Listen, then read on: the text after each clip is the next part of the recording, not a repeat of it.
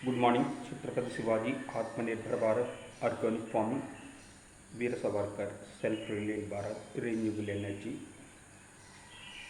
Netaji flag fighters, Sri Vijayapuram. ఈ రోజున నేను మాట్లాడబోయే విషయం థెర్మోడైనమిక్స్. అంటే ఇది వర్క్, ఫోర్సు, టెంపరేచరు, ఎనర్జీ వీటి మధ్య రిలేషన్ని ఎక్స్ప్లెయిన్ చేస్తుంది. ఇందులో with in the matter, with in the surroundings, open, isolated, ఈ థీరీస్ ఉన్నాయి దీని మీద. ఇక్కడితో సబ్జెక్టు కట్ చేస్తే ఇక్కడ నా మిషన్ గురించి ముందు నేను ఎక్స్ప్లెయిన్ చేయదలుచుకున్నాను. Gandhi peace movement, Chhatrapati Shivaji, Atmanirbhar Bharat, organic farming, Veer Savarkar, self reliant Bharat, renewable energy, Netaji flag points. గాంధీలోని అహింసవాదం, ఛత్రపతి శివాజీ ఈ విధంగా అయితే భూ సంరక్షణ, స్త్రీ సంరక్షణ చేశాడు. ఆర్గానిక్ ఫార్మింగ్, ఈ ఆర్గానిక్ ఫార్మ్ మన వేదాల్లో, మనుస్మృతి వంటి గ్రంథాల్లో దీన్ని డిఫైన్ చేయబడింది. అంటే మన భూములు గో ఆధారిత వ్యవసాయ క్షేత్రాలు. ఇది గుర్తించి అప్పట్లో మనుస్మృతి దీన్ని ప్రజలకు అందించడం జరిగింది. నెక్స్ట్ వీర సావర్కర్. అంటే నేను ఇక్కడ ఛత్రపతి శివాజీ ఆత్మవిశ్వాసంతో మనం ఉండాలి. 2 వీర సావర్కర్ సెల్ఫ్ రిలయంట్, అంటే విదేశీ పరిపాలన మీద పోరాటం చేసిన మన యొక్క ఫ్రీడమ్ ఫైటర్స్ ఎవరైతే ఉన్నారో వీళ్ళల్లో అతి ముఖ్యుడు వీర్ సావర్కర్. రెన్యూబుల్ ఎనర్జీ అంటే మనం ప్రకృతి ద్వారా లభించే ఎనర్జీని ఎలా తీసుకోవాలి, ఇది వీర సావర్కర్. అంటే పొల్యూషన్ లేకుండా మనం ప్రకృతి నుంచి లభించేటువంటి ఎనర్జీని ఎలా తీసుకోవాలి, ఇదే వీర సావర్కర్ సిద్ధాంతం అని నా అభిప్రాయం. నేతాజీ గురించి మీకు తెలిసిన విషయమే. ఇది బ్రీఫ్గా నా మిషన్ యొక్క కాన్సెప్ట్. ఇది ఇక్కడ ఏ డైలాగ్ విత్ స్వాతి, నేను ఒక వీడియో రిలీజ్ చేయడం జరిగింది, హూ ఈజ్ వీర సావర్కర్ అని. ఇక్కడ విషయంలోకి వెళ్తే స్వాతి గారు ఈ వీర సావర్కర్ గురించి నేషనల్ మీడియాలో చాలా, అంటే కొన్ని సంవత్సరాల క్రితమే ఎన్నో డిబేట్లు జరిగినాయి. మీలాంటి మేధావులు కూడా దీంట్లో పాల్గొనడం జరిగింది. కాకపోతే వీర సావర్కర్ గురించి విషం చిమ్మేవాళ్ళు ఈ రోజున మహారాష్ట్రలో తుడిచిపెట్టుకుపోయారు. అంటే మహారాష్ట్రలో ఉన్నటువంటి ప్రజల ఎంతో అభిమానించేటువంటి గ్రామాల్లో వీర సావర్కర్ గురించి ఒక హిస్టరీ ఉంది. ప్రతి గ్రామంలో ఆయన రాసినటువంటి కవితల పాటలు, జయస్తుతి, ఇట్లాంటి పాటలు ప్రతి గ్రామంలో వినిపిస్తాయి. ఇది తెలియని కొందరు మూర్ఖులు వీర సావర్కర్ గురించి విషయం చిమ్ముతూ ఉంటారు. మీరు వీడియోలో స్టార్ట్ చేసింది ఒక పాజిటివ్గా వీర సావర్కర్ గురించి మాట్లాడారు. ఎండింగ్కి వచ్చేటప్పటికి వీర సావర్కర్ కాంట్రరీ అయిన ఒక కాంట్రడిక్షన్ గురించి మాట్లాడడం జరిగింది. వీర సావర్కర్ సూచించిన హిందుత్వ ఇదే, ఈ సిద్ధాంతమే మహాత్మా గాంధీ చనిపోవడానికి కారణము అని ఒక చాప్టర్ ఎండింగ్లో మాట్లాడడం జరిగింది. చివరిలో వీర సావర్కర్ తన గురించి తానే పుస్తకాలు రాసుకుని వేరే వాళ్ళ కలం పేరుతో ఆయన హీరోల ప్రొజెక్ట్ చేసుకోవడం జరిగింది అని మీరు మాట్లాడడం జరిగింది. ఇది చాలా విచిత్రంగా అనిపించింది నాకు. ఆయన జీవితంలో ఏం అనుభవించాడని, ఈ దేశం కోసం నిరంతరం ప్రతి క్షణం త్యాగం చేశాడు. ఆయన్ని ఎన్నో రకాలుగా ఇబ్బంది పెట్టడం జరిగింది. ఆయన ఈ దేశం నుంచి ఏం ఆశించి ఈ స్వతంత్ర పోరాటం చేయడం జరిగింది. మీరు ఒక విషయం ప్రస్తావించారు. ఈ రత్నగిరిలో 2 ఫ్యామిలీస్ ఉన్నాయి, 2 పిల్లలు ఉన్నారు. ఒకళ్ళు హిందూ మతాన్ని ఫాలో అవుతారు, 2 గుడికి వెళ్తారు, 2 మాస్క్కి వెళ్తారు. ఇక్కడ వీరు 2 వేరియేషను. ఇది హిందూ అనేవాడు ఈ దేశానికి చెందినవాడు, వీళ్ళు హోలీ ల్యాండ్. ఈ ముస్లిం అనేవాడు హోలీ ల్యాండ్ మిడిల్ ఈస్ట్లో ఉంది, అందుగురించి ఈ దేశానికి చెందడు. వీళ్ళిద్దరూ కలిపి స్వాతంత్ర్య పోరాటం చేయడం జరిగింది అని ఒక తెలివిగా ఒక విషయాన్ని మీరు ప్రొజెక్ట్ చేయడం జరిగింది. కాకపోతే మీరు చెప్పిన అంటే మా అబ్బాయి, అంటే నేను హిందువుని, మా అబ్బాయి క్లాస్మేటు మీరు చెప్పినటువంటి కేరళలో ఉన్నటువంటి మొప్లా ఉద్యమం వచ్చినప్పుడు కొంతమందిని అండమాన్ నికోబార్ ఐలాండ్లో కొంతమందిని తీసుకొచ్చి సెటిలర్స్ కానీ వీళ్ళ కుటుంబాలకు చెందిన వ్యక్తి జాహిద్, మా మా అబ్బాయి క్లాస్మేట్, వాళ్ళిద్దరూ బాగానే ఉంటారు. సమాజంలో ఇవి లేవు. కాకపోతే కొంతమంది ఈ దేశంలో విదేశీ శక్తులతో కలిపి కుట్రలు పనుతూ మన దేశం మీద, మన సంస్కృతి సంప్రదాయం, హైందవ సంప్రదాయం మీద దాడులు చేస్తున్నారు. ఇది మీరు గమనించుకోవాలి. వీర సావర్కర్ హిందుత్వ వల్లే ఈ దేశంలో అహింస పెరిగిపోతుంది, హింస పెరిగిపోతుంది అని మీరు కంక్లూజన్ ఇవ్వడం జరిగింది. ఇది నాకు అనిపించిన మీ అభిప్రాయం. ఈ దేశంలో హింస పెరిగిపోతుంది. మీరు తెలుసుకోవాల్సిన విషయం, కొన్ని విదేశీ శక్తులతో విదేశీ మతాలు ఏదైతే ఉన్నావో వీళ్ళని ప్రేరేపించి, ఇందులో కొంతమంది వ్యక్తుల్ని ప్రేరేపించి ఈ దేశంలో అంతర్గత మత కలహాలు సృష్టించడానికి ఎన్నో మీరు కొన్ని ఉదాహరణలు తీసుకొచ్చారు. మీరు గోద్రా అల్లర్లు, ఇంకా ఏవో రకరకాల మీకు ఎగ్జాంపుల్స్ మీరు ఈ రీసెంట్గా జరిగిన పెహల్గామ్ అటాక్, పుల్వామా అటాక్, ఇవన్నీ మీరు ఎందుకు ఒక హిందూ ఫేవర్గా మీరు ఎందుకు మాట్లాడేవారు? మీకు ఎందుకు ఈ ధైర్యం లేదు?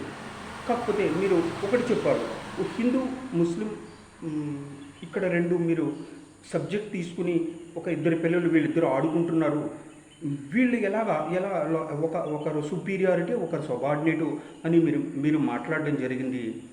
అంటే ఈ ప్రపంచంలో వందల దేశాల్లో ఒక మతం ఒక సుపీరియారిటీ ఉంది, కొన్ని దేశాల్లో 100కు పైగా దేశాల్లో ఒక మతం సుపీరియారిటీ ఉంది. ఇక్కడి నుంచి వలస వెళ్ళిన ఎంతోమంది అక్కడ ఆ దేశాల యొక్క చట్టాలకు అనుగుణంగా బతకడం జరుగుతుంది. అక్కడ మన మతం, హిందూ మతం సుపీరియారిటీ లేదు. మీరు స్వేచ్ఛ అనేది మీరు ఇక్కడ మాట్లాడతారు, అక్కడ కూడా అంతే, వేరే దేశంలో కూడా ఇవి మీడియాలో మాట్లాడడానికి మాత్రమే పనికి వస్తాయి. 250కు పైగా దేశాల్లో ఒక మతం ఉంది, ఒక్కడ సుపీరియారిటీ అంతా ఆ మతాందే నడుస్తుంది. అంటే ఇక్కడ నేను చెప్పదలుచుకుంది, మీరు ఈ సమాజాన్ని మిస్లీడ్ చేయడానికి ఒక రత్నగిరిలో 2 పిల్లల గురించి ప్రస్తావన తీసుకొచ్చారు. కాకపోతే సెల్యులర్ జైల్లో, అండమాన్ సెల్యులర్ జైల్లో ఇటు కరెక్టే మీరు చెప్పింది, హిందూ ముస్లిమ్స్ కలిపి పోరాటం చేశారు. కాకపోతే హిందూ ముస్లిం మధ్య వేరియేషన్స్, గొడవలు తీసుకువచ్చింది బ్రిటిషర్స్. ఇక్కడ అండమాన్ సెల్యులర్ జైల్లో మీకు వస్తే తెలుస్తుంది ఈ బాధలన్నీ ఏంటి. మన స్వాతంత్ర్యం కోసం ఎన్ని బాధ. ఇక్కడ ముస్లిమ్స్ని వాళ్ళకి కడుపు నిండా ఆహారం పెట్టడం జరిగింది, హిందువులకి మార్చి కనీసం వాళ్ళ హింస గురి వాళ్ళ పొద్దున్నేసి అందాక పని చేయించుకుని వాళ్ళకి కనీసం వాళ్ళ కడుపు నిండా భోజనం కూడా పెట్టలేని పరిస్థితి, కొన్ని రోజులు పస్తులు ఉన్న పరిస్థితులు ఇక్కడ బ్రిటిష్ సైనికులు, బ్రిటిష్ ప్రభుత్వం ఇక్కడ ఇటువంటి దారుణాలు చేయడం జరిగింది. ఒక వ్యక్తి అంటే ఇందులో వీర సావర్కర్ జీవితంలో ఒక సెల్యులర్ జైల్లో ఒక చిన్న స్టోరీ. ఒక హిందువుడు ఆయన ఆకలికి తట్టుకోలేక బతిమాలుతాడు. అప్పుడు ఆ జైలు అధికారి ఒక క్రిస్టియన్, అతను నువ్వు ముస్లిం మతంలోకి మారిపో, నీకు కడుపు నిండా భోజనం పెడతాడు. ఆయన ఆకలి తట్టుకోలేక ఆ రోజున భోజనానికి ముస్లిం మతంలోకి మారినట్టుగా మాట్లాడి తర్వాత భోజనం చేయడం జరిగింది. నెక్స్ట్ డే వీర సావర్కర్ గారి దగ్గరికి వెళ్ళి నేను ఇలా తప్పు చేశాను, ఆకలి తట్టుకోలేకపోయాను, నా నా మనసులో ఇది నేను బతుకుండాలి, ఈ స్వాతంత్ర ఉద్యమంలో మన దేశానికి స్వాతంత్రం తీసుకుని పోరాటం చెయ్యాలి అనే ఉద్దేశంలో నేను ఈ ఆహారాన్ని తీసుకోవడం. కానీ నాకు మనస్ఫూర్తిగా నేను చేసిన తప్పుకి నాకు ప్రాయశ్చిత్తం ఏంటి అని అడగడం జరిగింది. అప్పుడు ఆయన ఒక తులసాకు తీసుకుని ఆయన నోట్లో పెట్టి మంచినీళ్ళు పోసి ఓం భూర్భువస్వ అనే మంత్రాన్ని చదవడం జరిగింది. అక్కడితో అతను ఆనందంగా వెళ్ళిపోయాడు. వీర సావర్కర్ ఇక్కడ ఆత్మస్థైర్యాన్ని కోల్పోతున్నటువంటి ఎంతోమంది ఈ జైల్లో అండమాన్ జైల్లో ఉన్నట్టు వీళ్ళందరికీ ఒక ధైర్యాన్ని ఆత్మస్థైర్యాన్ని నింపడం జరిగింది.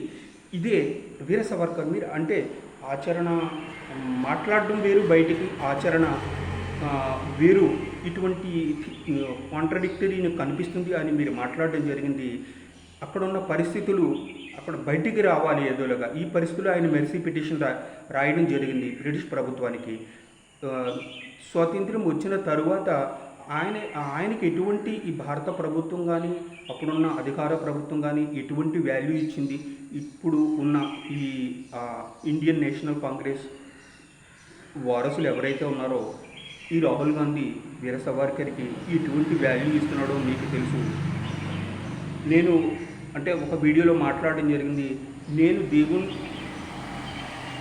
దేవుణ్ణి నమ్మను అని ఎథీస్టుల్ని నేను నమ్మను, వీళ్ళ దేశ వ్యతిరేకులు, నేను దేవుణ్ణి నమ్ముతాను అని నేను మాట్లాడడం జరిగింది. ఇక్కడ మీరు మాట్లాడింది, మీరు ఒక ఎథీస్ట్ అని చెప్పారు, వీర సావర్కర్ వీర సావర్కర్ ఎథీస్ట్కి ఇప్పుడు ఎథీస్ట్కి తేడా మీకు తెలియజేస్తాను నేను. వీర సావర్కర్ ఎథియిజం అంటే దీన్ని బట్టి మీరు అర్థం కాంట్రాడిక్టరీ అని మీరు మాట్లాడుతున్నారు. ఇక్కడ నా అనాలిసిస్ ఒక హిందూ ముస్లిం కాకుండా ఆయన ఒక ఎథీస్ట్గా ప్రొజెక్ట్ చేసుకుని, అంటే ఇక్కడ మన కుల వ్యవస్థ ఉంది, ఈ కుల వ్యవస్థలోంచి బయటికి రావడానికి ఆయన ఒక ఎథీస్ట్గా ముద్ర వేసుకుని ఒక హిందుత్వ నినాదాన్ని బయటికి తీసుకురావడం జరిగింది. ఆయన అంటే ఈ కులాలకు అతీతంగా మనం పోరాడాలి అనే ఉద్దేశంలో ఈ ఎథీస్ట్ అనే ముద్ర ఆయన వేసుకోవడం జరిగింది. అంటే హిందూ సంప్రదాయాల మీద వీటి మీద ఈ నమ్మకం లేక కాదు, ఒక నాయకుడు అనేవాడు ఒక ముద్ర వేసింది. కానీ ఇప్పుడున్న ఎథీస్టులు మన చరిత్ర తీసుకుని వక్రీకరించి విదేశాల నుంచి వచ్చే డబ్బులతోటి ఈ సమాజం మీద ఈ దేశం విచ్ఛిన్నం అవ్వడానికి ఎన్నో విష ప్రచారం మేధావులు, మీలాంటి మేధావులు ఈ దేశం విచ్ఛిన్నం అవడానికి ఒక విష ప్రచారాలు చేయడం జరుగుతుంది. అందులో మీరు భాగమైనందుకు నాకు చాలా బాధ అనిపిస్తుంది. అందుకే నేను ఈ వీడియో మాట్లాడాను. కానీ మీతో ఇంకా నేను చాలా మాట్లాడాలని నిర్ణయించుకున్నాను. వీడియో లెంతీ అయిపోతుంది. నెక్స్ట్ వీడియోలో మీ వీడియో వచ్చిన తర్వాత మళ్ళీ దీనికి కౌంటర్గా మీరు ఏమైనా మాట్లాడితే దీనికి నేను సమాధానం ఇవ్వడానికి సిద్ధంగా ఉన్నాను. ఇదే ఈ రోజున నేను మీకు ఇంకొక విషయం మీకు చెప్పదలుచుకున్నాను. ఒకప్పుడు నాకు ట్విట్టర్లో ఎక్స్ సోషల్ మీడియాలో ఒక అకౌంట్ ఉంది. Gandhi peace movement, Godse peace movement అని 2 అకౌంట్స్ ఉన్నాయి. ఈ రెండింటి మధ్య కన్వర్సేషన్ క్రియేట్ చేస్తూ ఈ దేశంలో సమస్యలకి నా ఉడతా ప్రయత్నంగా నేను చేస్తున్నాను. ఒకప్పుడు నేను మెసేజ్ పెడితే 7 years నుంచి నేను చేస్తున్నాను. మెసేజ్ పెడితే నేషనల్ మీడియా, అప్పుడప్పుడు ఇంటర్నేషనల్ మీడియాలో కూడా ఈ సబ్జెక్టు మీద డిస్కషన్స్ జరిగేవి. అంటే నేను ప్రొజెక్ట్ చేసుకోవడం కాదు, మళ్ళీ వీర సావర్కర్ లాగా వీడు ప్రొజెక్ట్ చేసుకున్నాను. అంటే ఒక మెసేజు ఎంత వరకు వెళుతుంది ఈ సోషల్ మీడియాలో అన్నదానికి ఎగ్జాంపుల్ మాత్రమే నేను మీకు ఇవ్వదలుచుకున్నాను. ఎందుకంటే సమాజం ముందుకు వచ్చి మీలాంటి మేధావులు మాట్లాడేటప్పుడు చాలా జాగ్రత్తగా మాట్లాడాలి. అంటే మీరు తప్పు చేస్తున్నారని కాదు, మీ అభిప్రాయం మీకు వెళ్ళబుచ్చే హక్కు మీకుంది. కానీ చరిత్రను తీసుకుని వక్రీకరిస్తూ వీర సావర్కర్ లాంటి స్వాతంత్ర సమరయోధుని ఒక తప్పుడు విధానంతో మీరు ప్రొజెక్ట్ చేసిన విధానం, అంటే మీరు వీర సావర్కర్ని పొగుడుతూ లాస్ట్లో తీసుకొచ్చి వీర సావర్కర్ ఒక కాంట్రడిక్టరీ లైఫ్ ఆయన ప్రొజెక్ట్ చేసుకోవడం జరిగింది అని మీరు చెప్పడం జరిగింది. ఇది గాంధీ హత్యకు దారితీసింది అని మీరు మాట్లాడడం జరిగింది. ఇటు గాంధీ సిద్ధాంతం అంటే ఆల్రెడీ మనకు ఒక ఎక్స్పీరియన్స్ ఉంది. ఈ బుద్ధిజం, ఈ అశోకుడు బుద్ధిజంలోకి వెళ్ళిన తర్వాత మన హైందవ సంప్రదాయం, సంస్కృతి సంప్రదాయాలు ఏమైనవి ఇప్పుడు గాంధీ సిద్ధాంతాన్ని నమ్మంటారా, ఇటు లేకపోతే బౌద్ధ సిద్ధాంతాన్ని నమ్మంటారా, లేదంటే ఈ అంబేద్కర్ హిందూ మతంలోంచి బౌద్ధ మతంలోకి వెళ్ళిపోయిన తర్వాత కొన్ని లక్షల మంది ఆయన వెనుక బౌద్ధ మతంలోకి ఈ సిద్ధాంతాన్ని నమ్మమంటారా? అంటే ఏ సిద్ధాంతాన్ని హిందువులకి మీరు సూచిస్తున్నారు, ఏ సిద్ధాంతాన్ని నమ్మమంటున్నారు మీరు? అంటే హిందువులుగా బ్రతకడానికి మీలాంటి మేధావులు ఇటువంటి డైలు సైకలాజికల్గా అటాక్ చేస్తూ ఎన్నాళ్ళు మీరు ఇటువంటి తప్పుడు ప్రచారాలు చేస్తారని నేను మిమ్మల్ని అడగదలుచుకున్నాను. దయచేసి మేధావు అంటే మీరు గాంధీ హత్యకు కారణం జయప్రకాష్ నారాయణ గారిని అడిగినప్పుడు ఆయన క్లియర్ కట్గా జరిగింది. ఆయన చెప్పిన నేనున్న పరిస్థితుల్లో కూడా అదే, అంటే ఆయన హత్య గురించి మాట్లాడలేదు, పాకిస్తాన్కి మనం ఇవ్వాల్సిన డబ్బు గురించి ఆయన మాట్లాడి నేనున్న పరిస్థితుల్లో నేను ఆ డబ్బు ఇవ్వకపోదును అని మీ గురువు గారు మీకు ఎంతో స్నేహితుడు అని కూడా ఈయన జయప్రకాష్ నారాయణ గారు మీరు చెప్పడం జరిగింది. అటువంటి పరిస్థితుల్లో డబ్బు నేను ఆపివేస్తాను ఇవ్వడానికి, దీనికి కారణం అని ఆయన మీకు ఎంతో అభిమానించిన జయప్రకాష్ నారాయణ లాంటి మేధావి నోటి నుంచి సమాధానం వచ్చింది. మీరు గాడ్సే గాంధీ హత్య వెనుక వీర సావర్కర్ హస్తం ఉందని ఏదో ఒక కమిషన్, ఇటువంటి తప్పుడు కమిషన్లు చాలా వస్తాయి దేశంలో. అంటే తప్పుడు కథనాల గురించి మాట్లాడితే నాకు చాలా ఆవేశం వస్తుంది. ఎందుకంటే ఇక్కడ నేతాజీ సుభాష్ చంద్రబోస్ మరణం ఒక అనుమానాస్పదం. ఇప్పటికీ ఈయన ఫ్లైట్ యాక్సిడెంట్లో చనిపోయారా, లేకపోతే ఏదో ఒక బాబా రూపంలో వచ్చి మళ్ళీ ఇండియాలో ఒక మారువేషంలో అజ్ఞాతంలో గడిపారు. ఇటువంటి నెక్స్ట్ సెకండ్ థియరీ ఒకళ్ళు ఇక్కడ ఈ అణుబాంబు తయారు చేసిన ఓపెన్ హైమర్ ఒక స్టోరీని, అంటే వెస్ట్రన్ మీడియా ఎప్పుడు ఒక కట్టుకథలు భారతదేశం మీద కొన్ని కట్టుకథలు అల్లుతూ ఉంటుంది. నేను భగవద్గీతని చూసి నేను అణుబాంబు తయారు చేయడం, దీన్ని మన దేశంలో కొంతమంది మేధావులు మేము అణుబాంబులు భగవద్గీత నుంచి చూసి ఓపెన్ హైమర్ తయారు చేశాడు అని. ఇక్కడ ఓపెన్ హైమర్ తోటి జవహర్లాల్ నెహ్రూ స్నేహాన్ని ఆయన్ని ప్రత్యేకించి ఆహ్వానించడం జరిగింది భారతదేశాన్ని. మీరు కుటుంబంతో సహా మా దేశానికి వచ్చి ఆయన రిలేషన్స్ ఏంటి? ఓపెన్ హైమర్ తయారు చేసినటువంటి ఈ అణుబాంబుని ఇండియన్ నేషనల్ నేతాజీ సుభాష్ చంద్రబోస్ స్థాపించిన ఇండియన్ నేషనల్ ఆర్మీ మీద ప్రయోగించడం జరిగింది. నా డౌటు నాకు మనసులో ఒక డౌట్ ఉంది.